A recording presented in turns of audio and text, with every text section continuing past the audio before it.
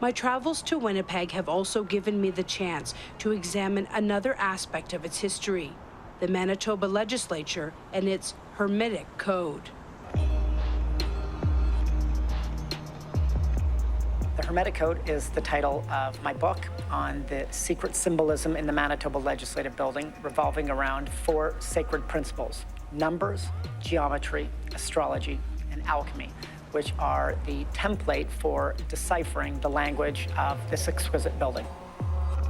After years of study, Frank Albo came up with the conclusion that this building is a modern reconstruction of King Solomon's temple, and that it contains the secret traditions of Freemasonry, which are all hidden in plain view.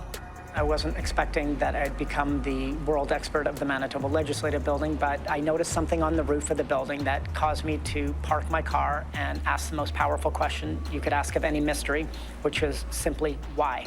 And the why that compelled me was, why are there 2 Sphinxes on the roof of the Manitoba Legislative Building? What you'll see here is an inscription, which you cannot see from the ground and is only visible from the roof. That's not found in Montreal, it's not found in Chicago, nor New York, but here in Manitoba. Now, what's very peculiar is that this inscription is legible if you know how to read the language of the ancient Egyptians. Now, what is written in this hieroglyphic relief is, "To the firm and everlasting manifestation of the sun god, Re or Ra, the good God who gives life." So hidden on the roof of this building, in a place that nobody could see, in grammatically accurate hieroglyphics, is an invocation to the sun god to give life to something in this building. The architect of the Manitoba Legislative Building believed that this building would, in the course of time, make people more intelligent, better balanced, and altogether more civilized. And the reason he believed this is because he placed within the fabric of this building clues and puzzles that he was hoping to enchant the public to try to figure out. We're going to peer up and look at the strange effigy on the dome of the building, which is colloquially called the Golden Boy, who you will come to appreciate is really the Greek god Hermes. Okay? Hermes is the messenger of the gods. He is the person that you probably know as the FTD florist logo. Okay? You know, the comic book figure Flash. All of these figures are derived from this messenger, who was meant to represent Winnipeg, because Winnipeg was supposed to be the messenger capital of North America. The railway lines of Winnipeg, and in the exchange, you see these wonderful buildings, is all a signal of Winnipeg as the keystone province of distribution of the grain.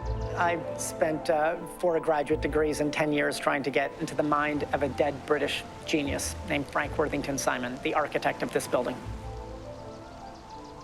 What you're going to understand and appreciate is that this building is a temple. So what evidence do we have for this? Now, it turns out that there was a convention to temple architecture, and temples were tripartite, which is a fancy word for 3 divisions of increased order of holiness. You'd have a holy room, a more holy room, and then an even more holier room. High five to you. Yes. Now, how we know about this is that surrounding this room are various apotropaic devices, figures that were meant to turn away evil. So if you look around this room, you'll see this perimeter of lions' heads. Part of the convention of temple architecture is at their entrances, they would place 2 large horned bulls. Yes, Manitoba's bison, yes? And if you look up above, you'll find these cattle skulls, which are part of an ancient language of temple architecture. And the architect here believed that certain numbers contained certain harmonious proportions, and he incorporated them into the design of this building. The dimensions of this room, the grandest staircase hall in all of Canada, is exactly as follows. It is 66 feet 6 inches in width and 66 feet 6 inches in length. My utter amazement when I found this in the original drawings is that the architect penciled in the center of this room 666. But it gets worse. The exterior of this building, if you add up the length and its width, it's exactly on the nose, 666 feet. Now, of course, the association you're all making now is The devil. People generally associate the occult with devil worship, but it's actually an a very important part of Western civilization. The occult simply means that which is hidden, and that which is hidden in this building, it takes you on a discovery of understanding how architects built things, and in particular, the secrets of Freemasons. The architect's fascination with Freemasonry helped to inspire all of these secret codes. Freemasons were responsible for building the great cathedrals of Europe. And then by around the 18th century, they morphed into this institution that we today recognize, a fraternity. And in this fraternity, they learn about the history of architecture.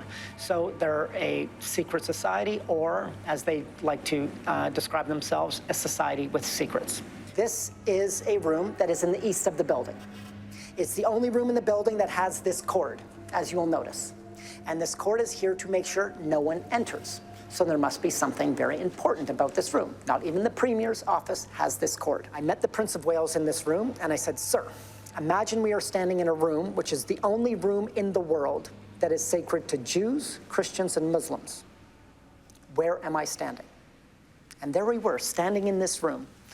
And he thought about it for a second, and he said, "It can only be King Solomon's temple." And this room exactly mirrors the Holy of Holies of King Solomon's temple. This is the office of the Lieutenant Governor, the highest appointed person of the Queen, a kind of quasi-high priest that brings royal assent to all laws in Parliament. Amazing. A room that is only opened once a year. It's called the New Year's Levee. So here we have an association between secular authority and ancient religious power. The architect opened this building in 1920, and he said nothing in this building is placed by ornament. It's all done according to the will of a higher design. Because if you read in the Book of Kings, we're told that the Ark of the Covenant was veiled by an ornately woven blue curtain. Now, what do you see there? Oh my goodness. An ornately woven blue curtain. And if you go beyond the ornately woven blue curtain, that takes you outside. And if you go outside and you look directly above this room, and no other room in this 250,000 square foot temple, you find this, the Ark of the Covenant.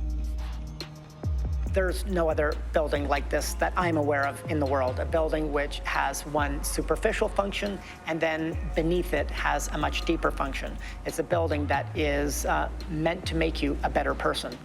Just by its sheer design, the architect believed that the various elements that he's included in here is meant to have an impression upon you, to make you more intelligent.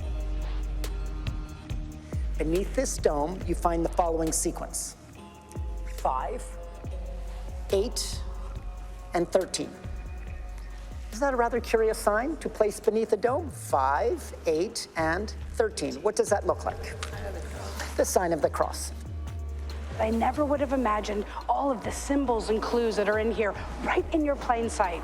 It's so wonderful that Frank took the time to study all those years so that we could find out.